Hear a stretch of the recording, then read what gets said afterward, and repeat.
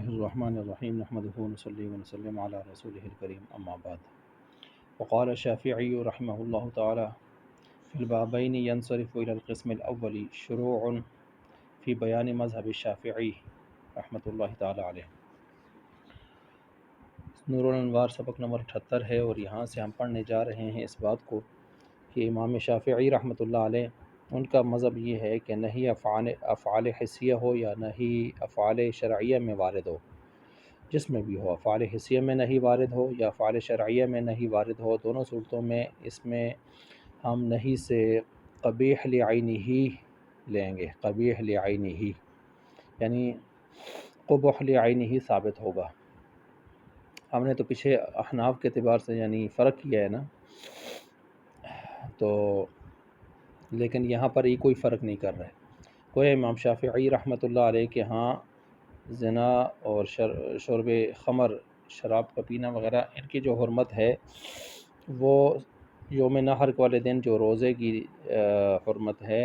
ان دونوں کو انہوں نے برابر کر کے رکھ دیا ہے۔ حالانکہ زنا کے اندر ہم نے پیچھے بیان کیا تھا، وہاں افعال شرعیہ تھے، وہ کیا کہتے ہیں اس کو، قبیح عینی ہی تھے اور حرمت تھی، اور یوم نحر کے اندر جو ہے قبیح غیر ہی والی حرمت تھی۔ لیکن یہ بالکل دونوں کو، افعال حسیہ اور شرعیہ دونوں کو برابر کر کے لا رہے ہیں ایک سمت میں۔ تو لہٰذا امام شافعی رحمۃ اللہ علیہ کے ہاں بات یہی نکلے گی کہ مذکورہ افعال نہ اصلاً مشروع ہیں نہ وصفاً مشروع ہیں۔ حالانکہ ہمارے ہاں وہاں فرق تھا، ہم نے یوم نحر والے دن جو روزہ ہے اس کو اصلاً مشروع کہا تھا، اور وصفاً اس کو غیر مشروع کہا تھا کہ اعراض عن ضیافت اللہ اس میں لازم آتا ہے، تو اس وجہ سے منع ہے، ورنہ اپنی ذات کے اعتبار سے منع نہیں تھا۔ ہم نے پیچھے تشریح کر کے آ چکے ہیں۔ امام شافعی رحمۃ اللہ علیہ نے جو افعال حسیہ اور شرعیہ دونوں میں قبیح عینی ہی لیا ہے، تو اس کی دو دلیلیں دی ہیں انہوں نے۔ ایک دلیل انہوں نے یہ دی ہے کہ نہیں مطلق جو آ جائے تو وہ قرینہ سے خالی ہو، تو اس میں قبح کامل کو ہم مراد لیتے ہیں، فرد کامل کو۔ فرد کامل کون ہے؟ قبیح عینی۔ لہٰذا اس میں یہ فرق ہم نہیں کریں گے کہ افعال حسیہ ہے یا شرعیہ ہے، ہم بس فرد کامل کو لیں گے اور وہ قبیح عینی ہی ہونا ہے، لہٰذا اس کو ہم لیں گے۔ اور اس پر وہ استدلال یوں بھی کر رہے ہیں کہ حنفی حضرات بھی، ان کے ہاں بھی جو ہے وہ جب اس میں امر کی بحث چل رہی تھی، تو امر کی بحث میں ہم نے بھی یہ کہا تھا کہ امر جب مطلق قرائن سے مطلق ہو یعنی قرائن سے خالی ہو، تو وہاں پر اس سے مراد ہم اس کے فرد کامل کو لیتے ہیں، حسن لعینہ کو یعنی وجوب کو لیتے ہیں، اور ساتھ ہم وہاں حسن لغیرہ کو نہیں لیتے بلکہ حسن لعینہ پر اس کو محمول کرتے ہیں۔ جب امر مطلق آ جائے کمال حسن کے اعتبار سے، تو ہم اس کو حسن لعینہ پر محمول کرتے ہیں، لغیرہ کو پر محمول نہیں کرتے۔ تو کہتے ہیں جب آپ نے امر میں یہی ضابطہ پکڑا تھا، ہم بھی یہی ضابطہ یہاں پکڑ رہے ہیں کہ مطلق یہاں پر فرد کامل جو ہے وہ قبیح عینی ہی ہے، لہٰذا ہم فرق کیے بغیر افعال حسیہ و شرعیہ میں ہم دونوں میں قبیح عینی ہی مراد لے لیں گے۔ تو لہٰذا یہ تو ہو گئی تشریح ان کی۔ اب جب تشریح ان کی ہوئی ہے قبیح عینی ہی دونوں میں مراد لے رہے ہیں افعال حسیہ شرعیہ میں، تو اب خلاصہ یہی نکلے گا کہ امام شافعی رحمۃ اللہ علیہ کے ہاں نہ اصلاً مشروع ہوگا نہ وصفاً مشروع ہوگا کوئی بھی ان میں سے، لہٰذا روزہ کا ان کے ہاں کوئی ثواب، روزہ جو ہے ان کے کسی قسم کے ثواب کا سبب نہ بنے گا بالکل، کیونکہ اصلاً ہی ذاتاً ہی وہ کیا ہے، مشروع نہیں ہے، غیر مشروع ہے۔ اور بے فاسد ان کے ہاں وہ قبیح عینی ہی ہونے کی وجہ سے کسی بھی قسم کے ملک کا فائدہ نہیں دے گی۔ ہم تو کہتے ہیں نا مشتری قبضہ کر لے تو قبضہ کے بعد وہ مالک ہو جاتا ہے بے فاسد میں، لیکن یہ کہتے ہیں نہیں، یہ جب بذاتاً ہی غیر مشروع ہے تو بس پھر اس کو ہم وصفاً کیسے مشروع کریں گے؟ بذاتاً مشروع وصفاً بھی غیر مشروع، لہٰذا مشتری قبضہ کرنے کے باوجود مالک نہیں بنے گا اس مبیع کا، بے فاسد کے اندر جو مبیع اس نے خریدی ہے۔ اچھا، یہ بات جب آپ نے سن لی، یہ تو خلاصہ ہو گیا جو اصل مدعا تھا۔ یہاں پر شارح نے یہاں پر کچھ ترکیب کو بھی بیان کیا، قولاً کا جو لفظ لایا ہے نا، قولاً بکمال قبحین، تو یہ قولاً کو دو ترکیبوں کے ساتھ انہوں نے بیان کیا ہے۔ یا تو قولاً کو آپ اس میں فاعل، قولاً مصدر ہے، اس کو اس میں فاعل کے معنی میں لے لیں، قائلاً قائل کون ہے اس کا؟ امام شافعی رحمۃ اللہ علیہ تعالیٰ علیہ ہیں، تو انہوں نے یہاں پر جو ہے اسی کو مراد لیا ہے۔ تو امام شافعی رحمۃ اللہ علیہ کے حوالے سے گویا یہاں پر یہ فرما رہے ہیں کہ امام شافعی قائل ہوتے ہوئے کس کے؟ قبح کے، تو اس معنی میں ہم اس کو لے لیں گے کمال قبح کے یہ قائل ہیں، ٹھیک ہے، کمال قبح کے قائل ہیں۔ کمال قبح کیا ہوتا ہے؟ قبیل عینی، یا قولاً مصدر اس کو مفعول لہو کے معنی میں آپ لے لیں تو اس کا مطلب یہ ہوگا کہ امام شافعی رحمۃ اللہ علیہ جو ہے وہ کمال قبح کے قائل ہونے کی وجہ سے اس نہیں کو قبیل عینی ہی پر محمول کرتے ہیں، خواہ وہ افعال حسیہ ہوں یا شرعیہ ہوں۔ تو بہرحال جو بھی ہو مدعا ہے کی ہے، ترکیب میں آپ قولاً کو جو بنا دیں، اس میں فاعل کے معنی میں لے لیں یا مفعول لہو کے معنی میں لے لیں۔ تو گویا امام شافعی رحمۃ اللہ علیہ نے کو یہاں پر امر کے ساتھ تشبیہ دی ہے، حنفیوں کا استدلال سامنے رکھتے ہوئے، جیسے انہوں نے امر کے اندر انہوں نے یہ کمال حسن کے حوالے سے ہم نے استدلال کیا تھا، اس طرح انہوں نے یہاں پر کر لیا۔ اچھا، اب یہاں پر انہوں نے گویا مساوات کر دی، نہیں اور امر میں مساوات کر دی ہے یہاں پر، ٹھیک ہے، یعنی امر میں جب مطلق امر آ جائے تو اس میں امر حسن لعینہ ہی اس میں لیتے ہیں، اس پر محمول کرتے ہیں، تو نہیں میں بھی اسی طرح قبیل عینہ ہی پر ہی محمول کرتے ہیں تاکہ دونوں میں تساوی کی نسبت آ جائے۔ اچھا جی، اب یہاں ایک اعتراض اگر کوئی کرے کہ نہیں کا صیغہ جو ہے وہ اقتداء قبح کے لیے موضوع تو نہیں ہے، یعنی ایسے تو نہیں ہے کہ نہیں کا جو صیغہ ہے وہ بنانے والے نے قبح کا اقتضاء کرتے ہوئے اس کو بنایا ہے، ایسے تو نہیں ہے، لہٰذا اقتضاء قبح میں نہیں کو حقیقت قرار دینا یہ کیسے درست ہوگا کہ آپ اس کو اقتضاء قبح میں نہیں کو، صیغہ نہیں کو جو ہے وہ حقیقت قرار دے رہے ہیں؟ تو اس کا جواب یہ ہے کہ بھئی نہیں اقتضاء قبح میں ہم بھی مانتے ہیں کہ حقیقت نہیں ہے لیکن حقیقت کی مانند ہے، تو حقیقت کی مانند ہم نے اس کو شمار کرتے ہیں، یعنی جس طرح حقیقی لفظ جو ہے وہ موضوع کے لیے لازم ہوتا ہے، اس سے جدا نہیں ہوتا، حقیقی لفظ موضوع کے لیے جو ہے وہ لازم ہوتا ہے، اس سے جدا نہیں ہوتا، اسی طرح اقتضاء قبح بھی نہیں کے صیغہ سے جدا نہیں ہوتا، یعنی جدھر نہیں ہوگی ادھر ساتھ ساتھ اس کو وہ چاہ رہی ہوگی کہ اس کو قبح کو، اس کے اندر قبح کبھی ہے نا کوئی چیز، حکیم جو ہے وہ عامر جو حکیم ہے وہ اگر کسی چیز کی نہیں کر رہا ہے تو اسی لیے کر رہا ہے کہ اس کے اندر کوئی قبح موجود ہے تبھی کر رہا ہے، تو لہٰذا اقتضاء قبح بھی نہیں کے صیغہ سے جدا نہیں ہوگا بلکہ اس کے لیے کیا ہوگا؟ لازم ہوگا۔ اچھا، امام شافعی رحمۃ اللہ علیہ کی دوسری دلیل وہ کہتے ہیں کہ قبیل عینی ہم اس لیے مراد لیتے ہیں افعال حسیہ شرعیہ دونوں کے اندر کہ فعل منہی عنہ جو ہے وہ معصیت گناہ ہوتا ہے، اور جو فعل معصیت گناہ ہو مشروع نہیں ہو سکتا، اس کو کیسے آپ مشروع کریں گے؟ تو جو فعل جو ہے وہ منہی عنہ مشروع نہیں ہے، تو پھر اس کو کیسے ہم جو ہے اس کو وصفاً ذاتاً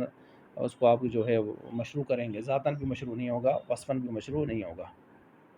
وجہ یہ ہے کہ جب فعل منہی عنہ معصیت ہے اور ادھر سے آپ اس کو ذاتاً اگر کسی کو مشروع بھی کر رہے ہیں تو مشروعیت اور منہی عنہ ہونا اور مشروع ہونا یہ دونوں آپس میں صفات متضادہ ہیں، دونوں کیسے اکٹھے ہو سکتی ہیں؟ نہیں ہو سکتی، لہٰذا فعل منہی عنہ غیر مشروع اور حرام ہوگا اور اس میں قبیل عینی ہی ضروری ہوگا، خواہ افعال حسیہ ہوں یا شرعیہ ہوں، دونوں کو اسی ترتیب سے لے لیں۔ اب شارح آگے کہتے ہیں کہ والآن المنہی عنہ، یہ جو ماتن کا قول ہے یہ قولاً بکمال القبح پر معطوف ہم اس کو کریں گے، اس کو دوسرے پر نہیں کریں گے۔ دوسرا قول کون سا ہے؟ لأن النہی فی اقتضاء القبح حقیقتاً، اس کے اوپر محمول نہیں کریں گے، جیسا کہ وہ قریب ہے تو قرب کی وجہ سے بظاہر کچھ سمجھے شاید اس کے اوپر محمول ہو رہا ہے، عطف ہو رہا ہے، ایسا نہیں ہے، بلکہ وہ والآن المنہی عنہ یہ جو ہے یہ محمول اس کا عطف ہو رہا ہے قولاً بکمال القبح، اگرچہ اس سے دور ہے۔ تو یہاں پر اس کا خلاصہ یہ نکلے گا کہ امام شافعی رحمۃ اللہ علیہ یہاں دو دلیلیں گوئے دے رہے ہیں نا، پہلی دلیل قولاً بکمال القبح وہاں سے بیان کی ہے، اور دوسری دلیل ولی ان المنہی عنہ معصیۃ یہاں سے بیان کی ہے، اور لأن النہی فی اقتضاء القبح حقیقتاً اس میں نہی کو امر کے ساتھ تشبیہ دے کر ان کے درمیان میں وجہ تشبیہ کا بیان کیا ہے، ٹھیک ہے۔ وہی حسن لعینہ ہی اگر آپ وہاں مطلق مراد لیتے ہیں فرد کامل، تو اس میں بھی آپ کو قبیل عین ہی جو ہے وہ مطلق لینی چاہیے۔ اب شارح یہاں پر یہ فرما رہے ہیں کہ امام شافعی رحمۃ اللہ علیہ کی دوسری جو دلیل ہے وہ نہی کے احکام اور آثار کے نہی پر مرتب ہونے کے اعتبار سے ہے، یعنی دوسری دلیل اس اعتبار سے ہے کہ نہی کے احکام اور آثار یعنی فعل منہی عنہ کا معصیت اور غیر مشروع ہونا یہ نہی پر مرتب ہے، نہی پر مرتب ہے۔ اور ظاہر بات ہے احکام اور آثار بعد میں آتے ہیں کسی چیز کے، نا پہلے تو وہ چیز آتی ہے پھر اس کے احکام اور آثار مرتب ہوتے ہیں، تو لہٰذا احکام اور آثار بعد میں آئیں گے، مؤخر ہوتے ہیں، لہٰذا دوسری دلیل جو ہے اس چیز کے اعتبار سے ہو گئی جو نہی سے مؤخر ہے۔ نہی سے مؤخر کیا ہے؟ اس کے احکام اور آثار۔ لیکن امام شافعی رحمۃ اللہ علیہ کی جو پہلی دلیل ہے، پہلی دلیل تو وہ نہی کے مقتضا اور شرط کے اعتبار سے، اور نہی کا شرط اور مقتضا کون ہے؟ وہ قبح ہے، اور کسی چیز کا مقتضا اور شرط اس چیز پر مقدم ہوتا ہے، لہٰذا قبح پہلے ہوگا گویا، اور شریعت نے آ کر اس قبح کا کیا کیا ہوگا؟ اظہار کیا ہوگا، ٹھیک ہے۔ تو لہٰذا پہلی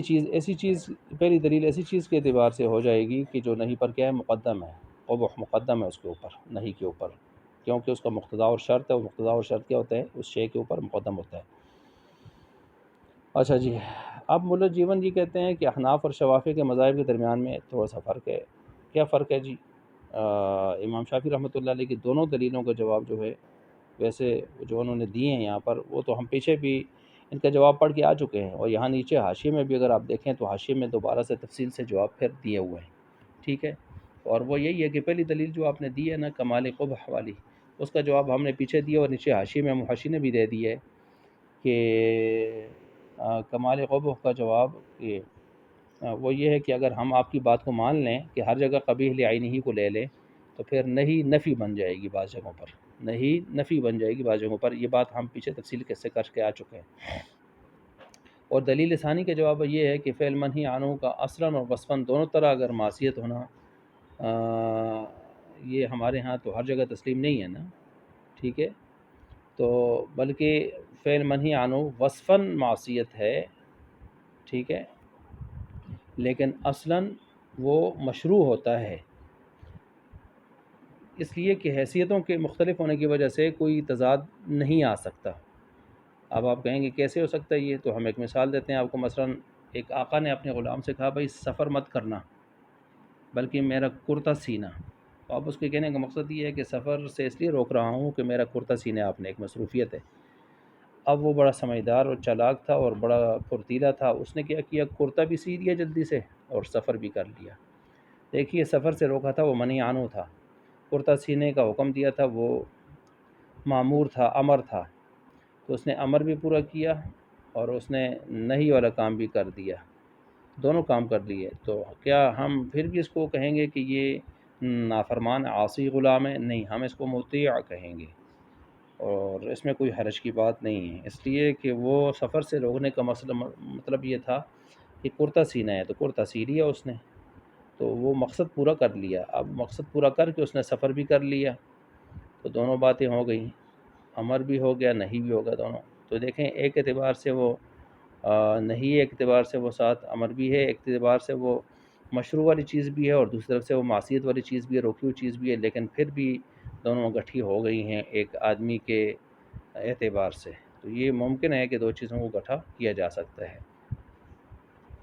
اب اس کے ساتھ ساتھ یہ یہاں تک تو ہم نے اس مسئلے کو بیان کر دیا کہ احناف اور امام شافعی رحمۃ اللہ علیہ کے ہاں افعال حسیہ اور شرعیہ کے اعتبار سے کیا فرق ہیں۔ تو ہم نے تو چونکہ افعال حسیہ اور شرعیہ میں قبیل عینی ہی قبیل غیری ہی کے اعتبار سے فرق کیا، اور تفصیلاً ہم پیچھے بیان کر کے آ چکے ہیں، اور امام شافعی رحمۃ اللہ علیہ نے دونوں جگہوں پر افعال حسیہ اور شرعیہ دونوں جگہوں پر قبیل عینی ہی مراد لے لیا، اور اس کے دو دلیلیں دیں، اور ہم نے دونوں دلیلوں کو جواب پیچھے بھی دیے تھے، اور یہاں بھی ہم نے نیچے حاشیے سے تو اس کے جواب نقل کیے۔ اب یہاں آگے مصنف رحمۃ اللہ علیہ وَلِذَا قَالَ لَا تَثْبُتُ حُرْمَةُ الْمُصَاهَرَةِ بِالزِّنَا، یہاں سے مصنف رحمۃ اللہ علیہ چار تفریعات لا رہے ہیں۔ یہ جو اختلافی مسئلہ ہے نا، اس اختلافی مسئلے کے اوپر چار تفریعات لا رہے ہیں۔ وہ امام شافعی کی رحمۃ اللہ علیہ کی طرف سے لا رہے ہیں اور اس کو سلجھا رہے ہیں، احناف کی تشریح کے مطابق بھی جواب دیتے ہوئے اس کو سلجھا رہے ہیں۔